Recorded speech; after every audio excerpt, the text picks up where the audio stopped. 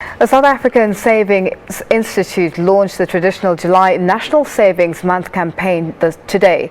This year, SASI celebrates its 15th anniversary and looks back at the evolution of South African savings during this period.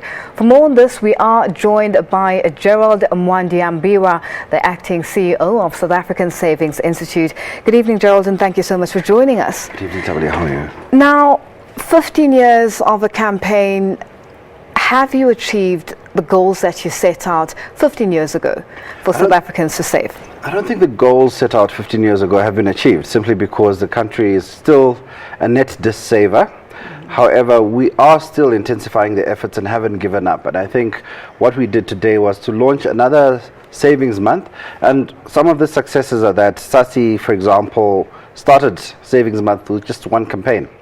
Now the general industry accepts July as the month of saving, and we're focusing on saving. So there are successes, but they are not as good as they could be. Is there a particular reason why July is a savings month, or was it just a month that was picked for during some time in the year to do this process or the campaign? I think June is Youth Month, and August is Women's Month, and July came through as a possible month for savings. Let's speak about South Africans and their heavy indebtedness. How does this work when interest rates are high and at the same time household expenses are also very high? How does it work? How do we get South Africans to save more? I think what we need to do is to realize that saving is a habit. It's something which is learned and something which comes from your youth. And often what tends to happen is that if you haven't learned savings as a habit, it's difficult for you to be able to do that. And what we're trying to do now is to get people to start saving early and basically carry it through their lives. And now, Gerald, we were having a chat before going on air.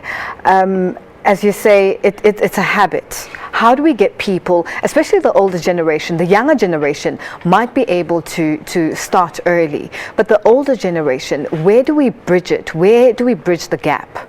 I think what we need to do now is we tend to pass on the buck, especially with children. You hear parents saying they should be taught to save at school. As parents, we should be doing it in our homes, teaching our children how to save. And children don't learn if you don't do. So do as you say. Don't just say you want the child to save. So what we're trying to do now is to promote savings in terms of saying, do what you're actually preaching to the child, teach the child young, and start small. Because we all feel guilty about not having saved for a long time, we set huge targets and often we fail. So saving is something which is driven by willpower. It's like losing weight. If you just go there and say, I want to lose 15 kgs, it won't happen. But if you say, I want to lose 100 grams, you start small, and over time it gets better. Now, let's take a short break. We'll be back after a few minutes.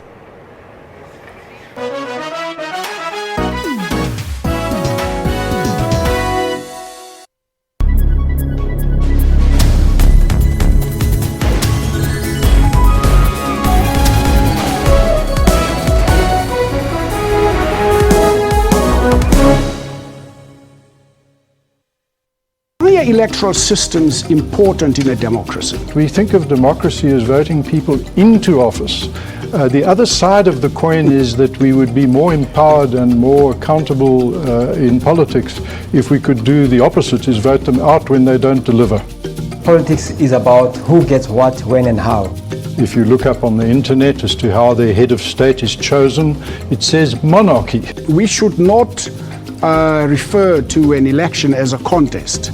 So we should not shy away from the fact that an election is a contest. Of course, I do admit that it's not a bloody contest. It shouldn't be a bloody contest. It shouldn't be a bloody people, contest. Fight and, of course, and it should also not be a beauty contest. Then it shouldn't be also a beauty contest either. Swiss people, for example, can travel internationally with a cantonal passport, not even a national one. That's like us traveling on a Free State passport, for example.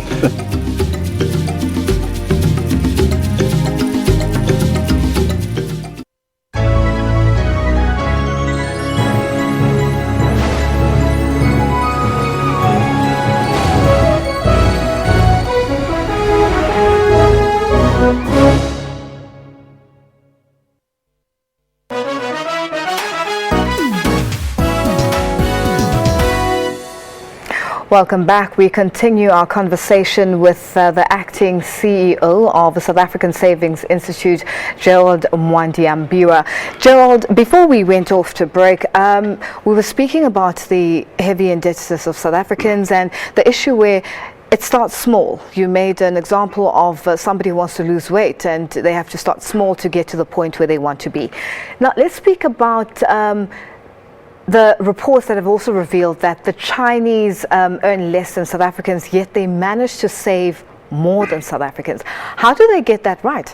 They get it right because it's exactly that. You need willpower, and often you also have a scenario where in China they don't have as many savings vehicles as we do. They don't have financial institutions doing it for them. They don't have pension funds. They don't have provident funds. So from a young age, they know that they are working to save towards a goal of retiring and having money. So they save hard all through their lives. Now, what National Treasury did bring out today at the launch is that we probably need to look at new types of savings vehicles. And one of the things they did mention was an effort to start going towards automation. Now, automation is basically where you save subconsciously. So the money either comes off before it's your net salary, or it happens like some sort of debit order. They also noted a new product which they're developing, which is a follow-on on the retail bonds, which is a pay-as-you-go retail bond. So this is one way, instead of saying I commit X number of rands every month, you top it up when and you get the money. And those are the kind of innovations we need. We also brought up today the need for youth to be able to save. The youth are a very important market because they are the future of saving. In many countries where the youth are not saving, it puts pressure on the whole system because, like for Africa, we have a young generation, and we have statistics coming through from one of our partners, Old Mutual, which are showing that the youth are very important and we really need to start speaking their languages. So maybe we need to go onto Twitter. Maybe we need to communicate in a language which they understand.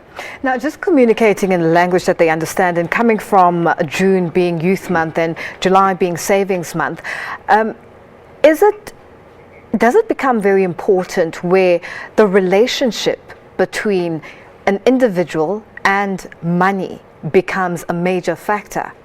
Yes, I think money is an emotive issue. It's besides the human interaction which you enjoy every day, your next interaction is all about money. So money will always be a highly emotive topic. And when we start saying people must save, people don't want it to be instructive. So at the Savings Institute this year, we've said, let's celebrate savers.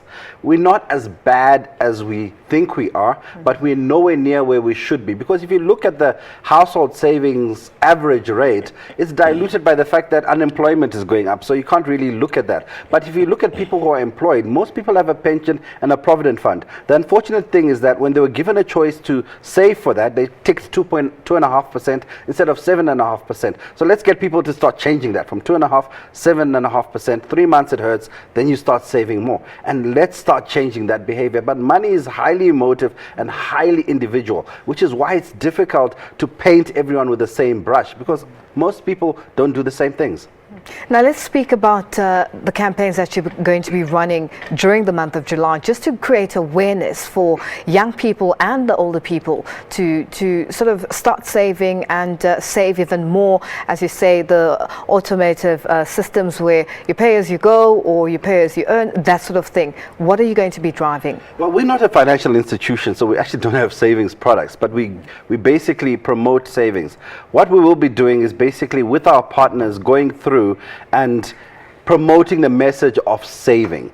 For example, July 18 is generally seen as a volunteerism day, and one of our major partners, the BASA, has Star Savers, where they go out into schools and they teach children how to save.